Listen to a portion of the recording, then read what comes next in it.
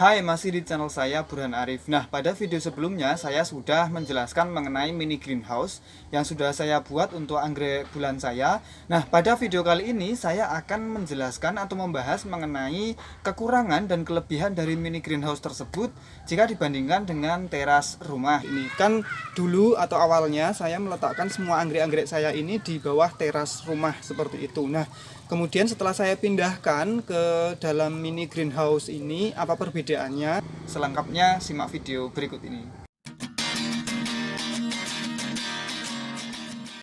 Nah, lalu apa sih bedanya anggrek-anggrek saya ini saat saya letakkan di rumah-rumahan ini versus ketika saya letakkan di bawah teras rumah?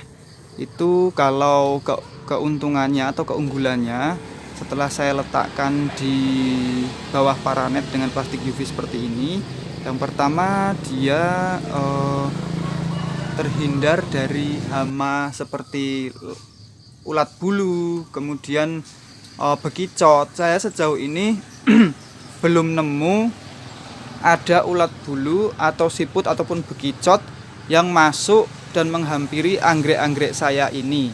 Itu yang pertama. Yang kedua, dia juga karena cahaya bisa langsung masuk dari atas walaupun tersaring oleh paranet, tapi kan yang paling terang tetap dari atas. Itu dia pertumbuhannya jadi pada tidak miring ke arah cahaya yang paling terang atau ke arah selatan, tapi spike-spike-nya pada tumbuh langsung ke arah atas, misalnya seperti ini. Dia lurus ke atas. Karena kan kalau dulu ketika saya taruh di teras, dia pertumbuhannya akan langsung membelok ke arah cahaya yang paling terang begitu ya. Tapi kalau ini dia langsung ke arah atas begitu. Tapi walaupun demikian mereka masih tetap harus dikasih kawat penyangga seperti ini agar tidak doyong. Doyong itu apa ya? Ya pokoknya doyong. Nah, tapi kalau untuk minusnya paling hanya karena ini terletak di dalam seperti ruangan atau rumah-rumahan gitu dan hanya ada satu pintu, mungkin tidak terekspos secara besar atau tidak terekspos secara jelas oleh orang-orang yang lewat. Karena dulu kan kalau di teras, di bawah teras gitu langsung orang-orang langsung bisa melihat semuanya gitu ya, bisa langsung terekspos. Tapi karena ini di dalam ruangan gitu, jadi tidak terlalu terekspos. Sama mungkin harus menghabiskan ya uang yang lumayan juga untuk membuat rumahan ini. Karena kan kalau di bawah teras ya tidak perlu mengeluarkan modal apapun ya, tidak perlu membeli paranet, tidak perlu membeli plastik UV, tidak perlu membuat rangka untuk ruangan ini dan sebagainya. Nah, sedangkan kalau dari segi sehat atau tidaknya anggrek, subur atau tidaknya anggrek, saya rasa tidak ada perbedaan yang sangat signifikan antara waktu saya letakkan di teras maupun saya letakkan di mini greenhouse ini. Masih sama-sama tetap sehat dan juga tetap subur ya, bisa dilihat dari daun-daunnya begitu. Ini memang agak kotor sedikit, tapi overall mereka tetap bagus dan tetap sehat. Dari daun-daunnya bisa dilihat maupun akar-akarnya yang terus tumbuh seperti ini.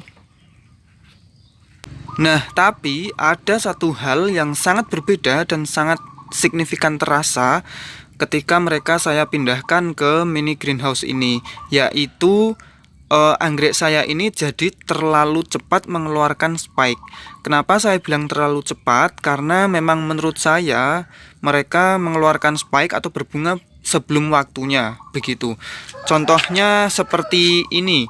Ini sebetulnya masih lumayan anakan yang saya pisahkan beberapa bulan yang lalu, tapi yang jadi masalah di sini adalah dia sudah mengeluarkan spike dan juga mengeluarkan knob seperti ini ya. Dia siap berbunga padahal usianya masih sangat dini.